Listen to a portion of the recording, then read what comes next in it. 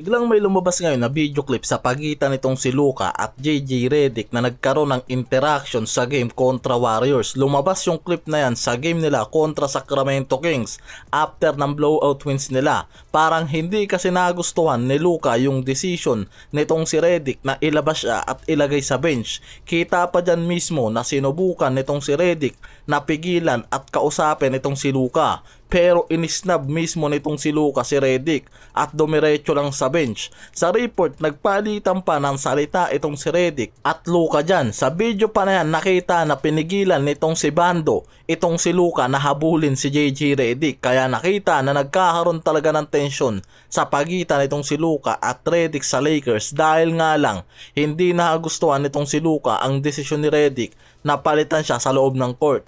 Hindi na rin kasi talaga bago ngayon sa Lakers yung tension sa pagitan ng mga players nila at ngayon dito pa mismo sa head coach nila. Parang nag-umpisa kasi yung frustration nitong si Redick after ng 3 straight loss nila na nangyari nung nakaraan at sinabi niyan na nasa proseso pa rin nga raw ang mga player niya pagdating sa team chemistry at progress sa rotation. At sinabi pa niya na masyado nga raw matagal na hinahawakan nitong si Luka ang bola kaya bumabagal ang transition nila. After naman na lumabas yung mismong video clip na yan, si Redick sinagot yan sa post-interview na wala nga raw talaga yung epekto sa team relation nila sa mga players dahil sa maikling verbal exchanges lang nila ni Luka. Tapos after nilang manalo kontra Kings, pinuri naman agad nitong si Redick si Luka Doncic at sinabi niya na special player nga raw talaga nila itong si Luka dahil sa daring plays at decision na ginagawa niyan sa loob ng court. Parang bumawi agad itong si Redick ng magandang commentaries dito kay Luka at nagpakumbaba after ng confrontation nila. Parang ito rin yung first time na si Luka at Redick nagkaroon ng palitan ng salita sa Lakers.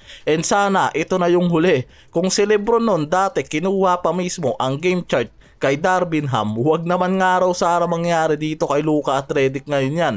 Lalo na kapag nagkakaroon ng tensyon sa mga to, hindi talaga naiiwasan na maglabas agad ng mga commentaries sa mismong interview na mismong dahilan kung bakit sila rin mismo ang binabantayan ng mga media.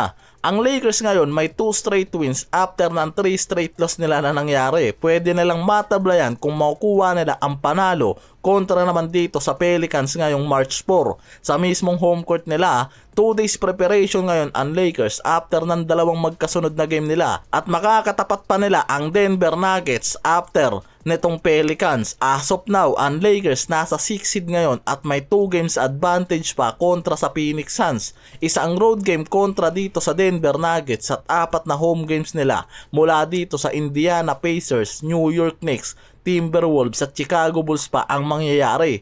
Kaya magandang advantage yan para manatili ang Lakers sa 6 seed o pwede pa silang umangat sa 5th seed lalo't 1 game advantage lang rin naman ang lamang sa kanila nitong Denver na nasa 5th seed ngayon. Parang nasa katawan naman na nitong si Brody yung gigil talaga sa Lakers. Sa game nila na nangyari, nagkaroon ng tensyon sa pagitan nitong si Luka at Westbrook sa free throw mismo. Dahil sa pagrereklamo nitong si Westbrook, nagkaroon pa siya ng technical foul at sinabi pa niyan kay Luka na ball don't lie. At sinabi niyan kay Luka na babagsak nga raw sa bottom ng liga ang Lakers sa oras na umalis si LeBron papuntang Cleveland Cavaliers. Parang nagiging manghuhula na lang itong si Brody kaka-trash talk sa Lakers. Yan yung sinabi niyan. Nakalimutan niya yata na si Luka nakaabot na rin ng finals pero merong Kyrie Irving nakatulong. Pinaiinit lang kasi talaga nitong si Westbrook yung usapan sa pag-alis nitong si LeBron ngayon. Parang yan na lang rin kasi talaga ang magiging bawi niya since napatalsikin din siya sa LA Lakers. Samantalang sa 4 na games naman na dumaan sa Lakers, lumitaw na mas nabibigyan na ngayon ng mas mahabang oras itong si Luke Kennard sa rotation at malinaw na role bilang elite wing. Sa huling dalawang laro niya kontra Warriors at Kings, meron niyang 26 to 27 minutes na playing time. Meron siyang 16 points, 6 of 10 sa field, 4 of 7 sa 3-point area, may 3 rebounds, 3 assists kontra Warriors. 11 points naman, 4 of 10 sa field, 3 of 5 sa 3. at 1 rebounds, 5 assists kontra sa Sacramento Kings. Sa numbers na yan, nakikita nga talaga na unti-unti nang nakukuha nitong si Kennard ang team system ng Lakers, at hindi lang sa scoring kundi kahit sa pass transition plays nila naaasahan yan. Sinabi kasi mismo nitong si Redick yung bagay nga raw na nasa katangian ni Luke Kennard na mahirap hanapin sa ibang players, yung kakayahan niya na mag-start ng blend para sa team offense nila na mismong nakikita na ngayon sa Lakers. May spacing, ball movement at hustle sa defense itong si Kennard, nakakapagbigay ng open looks at nagke-create mismo yan ng decision making sa loob. Hindi lang yan umaasa mula sa catch and shoot na binibigay sa kanya nila Luka, Lebron at Reeves, kundi nagpapakita rin yan ng magandang spacing, adjustment para sa core ng Lakers. Kaya nakikita na hindi lang yan basta bumibitaw ng tira sa 3-point line. Meron niyang screen pag-relay ng bola para magbigay ng open shot sa mga teammates niya. At yan mismo yung tinutukoy ni Redick bilang connective offense nga raw sa kanila. Kaya nakikita mas nagiging fluid pa ngayon ang Lakers kapag kasama itong si Luke Kennard sa loob ng court.